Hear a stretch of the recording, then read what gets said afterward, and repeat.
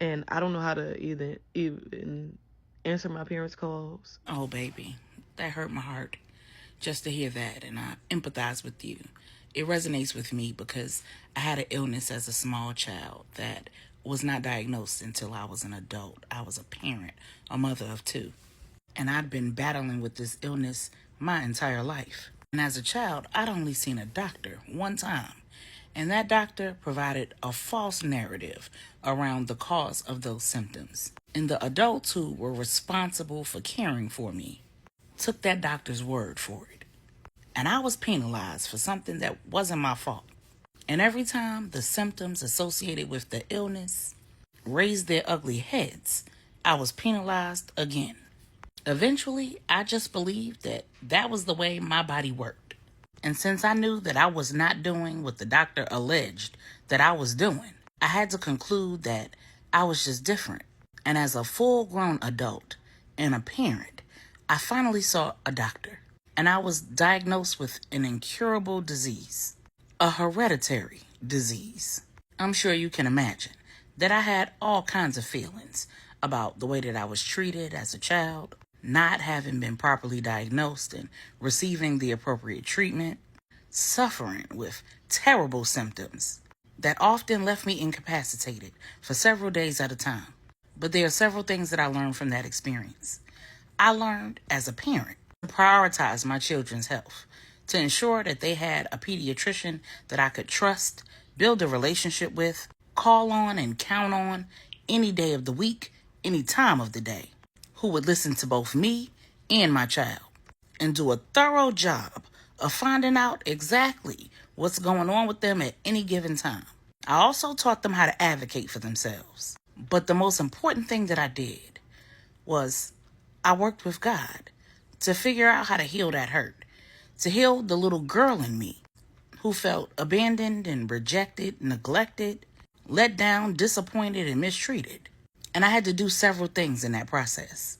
One of the things that I did was I wrote down what I experienced. I wrote down how it impacted me. Then I asked God to heal the hurt. I asked him to give me the words to say because I needed to have a conversation with some folks. Not to cuss them out, not to point fingers or place blame, but to ensure that they understood how they failed me, what they were responsible for that they didn't take accountability for. I didn't hold them accountable because you don't have the power to do that. Accountability is a personal thing. I had an open, honest, respectful conversation. A conversation that was not focused on expecting or getting an apology, an explanation, or even righting a wrong, because that wasn't even possible.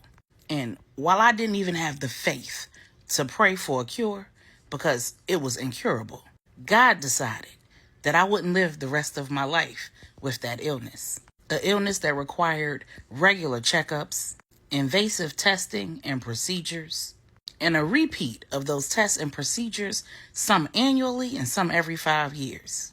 And one day, God directed me to attend worship service at my twins' church.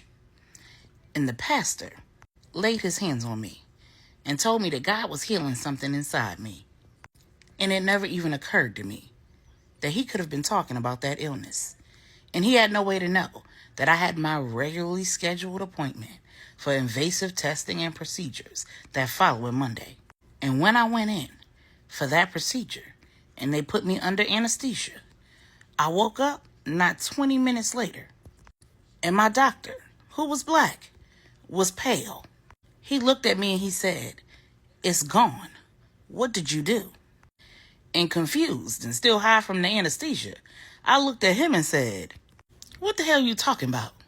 Then he proceeded to tell me that he could find no signs, not a trace, that I had, that he could find no trace or evidence that I'd ever had, or that I currently had, the very illness that he diagnosed me with, that he treated me with, run tests on, and perform procedures for. And then I remembered. It was God who told me to write down everything I experienced and how I felt about it.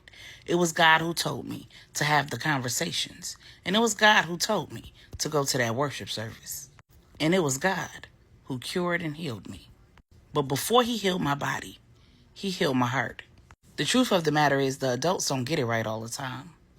Not everyone who becomes a parent is prepared to do so, has the tools, skills, and abilities necessary to do it well.